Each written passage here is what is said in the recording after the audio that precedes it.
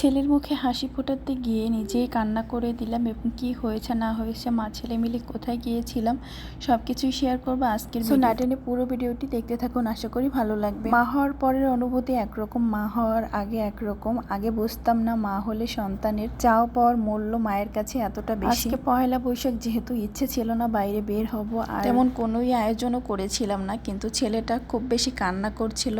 Mummy বাহিরে যাব, ঘুরতে যাব অনেক বেশি খ্যান করছিল। সারাদিন যেহেতু একাই থাকে বাসায়, তাই তার প্রতিও তো আমার একটু যত্ন নেওয়া দরকার। সন্তানের ইচ্ছা অনিচ্ছারও তো একটা গুরুত্ব দেওয়ার ব্যাপার থাকে। যেই কথা সেই কাজ, দেখতেই পাচ্ছেন আমার কলিজার টুকরো মানিকটা একেবারে এই খেলনাটা দেখে দৌড় দিয়ে সে মনের খুশিতে চলে গিয়েছে। মেলার ভিতরে এসে এটা সে কিনবে। আমি ততক্ষণে তাকে একটু ভিডিও করে নিলাম, দেখি তার কোনটা বাহানা। অবশ্যই দিব, তার আগে তার মুখ থেকে শুনতে চাচ্ছিলাম মাম্মি এটা আমি নিব। একটা সময় খুব করে ভাবতাম আমার ছেলেটা কখন কিছু চাইবে, কখন তার মনের আবদারগুলো, মুখের কথাগুলো শুনবো। মা হওয়ার পরে আলাদা এক শান্তি, যেটা আল্লাহ যাকে খুশি তাকে দেন এবং যাকে খুশি তাকে দেন না, সেটা সম্পূর্ণই আল্লাহর উপরে।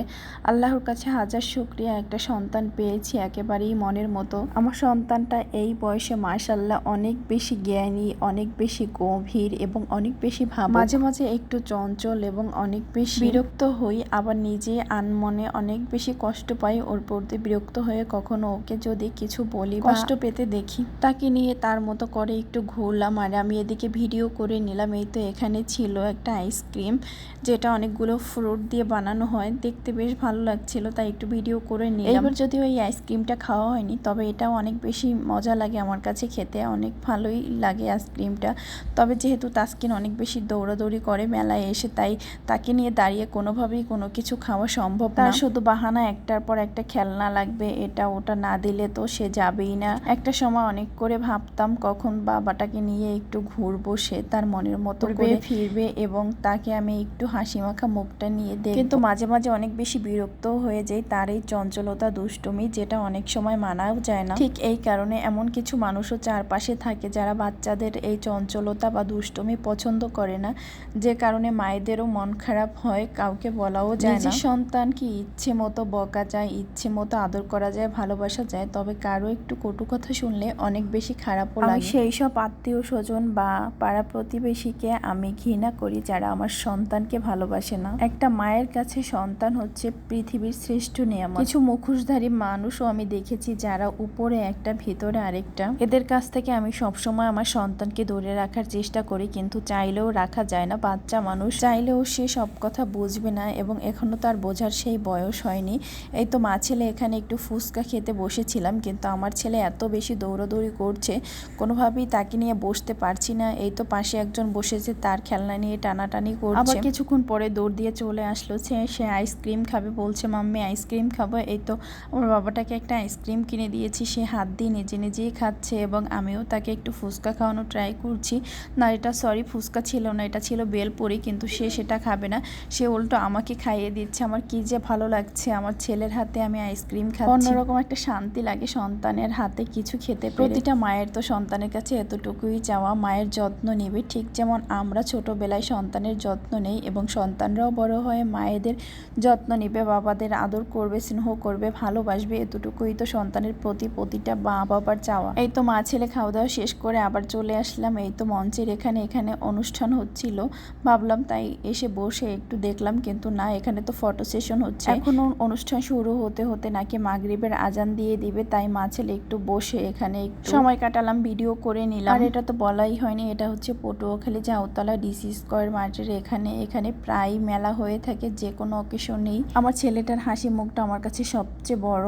আমার কোনো কিছু ইচ্ছা থাক বা না থাক, তার ইচ্ছার বিরুদ্ধে আমি কখনোই যেতে চাই না। যেটা আমার মনে হয় যে এটা করা উচিত, আমার ছেলেটা হাসি মুখে থাকবে এবং এটা তাকে দেওয়া উচিত, সেটা অবশ্যই আমি দেওয়ার ট্রাই করি। এটা শুধু আমি না, পৃথিবীর প্রতিটা মা বাবাই তার সন্তানদেরকে ভালো রাখার চেষ্টা করে। সকল মা বাবা ভালো থাকুক এই কামনা রইল। এই তো মা ছেলে ঘোরাঘুরি করতে করতে একেবারেই সন্ধ্যা নেমে এসেছে, তাই ভাবলাম এখন আর এখানে থাকা যাবে না। এর মেলার মতো এতটা ভিড় আমি কখনো দেখিনি। এই তো বের হওয়ার পথে এখান থেকে কিছু ঝুরি ভাজা এবং একটু আমাদের বরিশালের ভাষায় যেটাকে বলে খুরমা, এটা নিয়ে নিলাম। আমার ছেলে তো ভীষণ পছন্দ করেছে, সে হাত দিয়ে এখান থেকে উঠিয়ে খাচ্ছে, তাই ভাবলাম এটাও নিয়ে নিই, হয়তো বা আমার বাবাটার এটা অনেক বেশি পছন্দ হয়েছে। এই তো কেনাকাটা শেষ করে মা ছেলে মিলে চলে আসলাম রিক্সায়। এখন একটু যাব স্বপ্ন সুপার শপের উদ্দেশ্যে, ওখানেও কিছু কেনাকাটা বাকি আছে। তারপর চলে আসলাম মেয়েদের সবচাইতে পছন্দের একটা জায়গা। সংসার জীবনে অনেক বেশি প্রয়োজনীয় জিনিসপত্র, এখানে তো আসলে আমার একেবারেই চোখ আটকে যায় এবং কোনটা রেখে কোনটা অনেক সুন্দর সুন্দর কিউট শোপিস ছিল এবং অনেক কিছুই ছিল, যেটা একটা রেখে একটা মন চাচ্ছিল নিয়ে আসি, কিন্তু এত কিছু তো আমি নেব না। যেটা পছন্দের জিনিস এবং অনেক বেশি প্রয়োজনীয় সেটাই নিতে হবে। আবার দেখা গেছে এখান থেকে কিছু একটা পছন্দ হলে নেক্সট টাইম আবার নিয়ে নেব, কেননা আমার চোখে কিছু আটকে গেলে সেটা আমার নিতেই হয়। এটাও বেশ ভালো লেগেছিল, এই চায়ের কেটলিটা আমার অনেক বেশি ভালো লেগেছে। তবে এটা নিলে আমার ছেলের জন্য 2 মিনিটও মনে হয় না থাকবে। আরও একবার অনেক সুন্দর একটা কাজ চা করার জন্য হিটার নিয়েছিলাম, সেটা সাথে নেওয়ার সাথেই আমার ছেলে একেবারে ভেঙে চুরমার করে দিয়েছে। তাই এখন আর বেশি কাঁচা জিনিস কেনাকাটা করি না। এই তো টেবিলের জন্য একটা রানার সেট নিয়ে আসলাম আর টুকিটাকি জিনিসপত্র কিনেছিলাম। যাই হোক, টেবিলটাই শেয়ার করি আগে। এই তো এখানে আমার পছন্দের রানার সেটটা আমি এনে সাজিয়ে নিলাম। দেখতেই পাচ্ছেন আমার একদম মনের মতো করে সাজিয়ে নিচ্ছে। জানি না আপনাদের কাছে কেমন লাগছে, আমার কাছে তো অনেক ভালো লাগছে।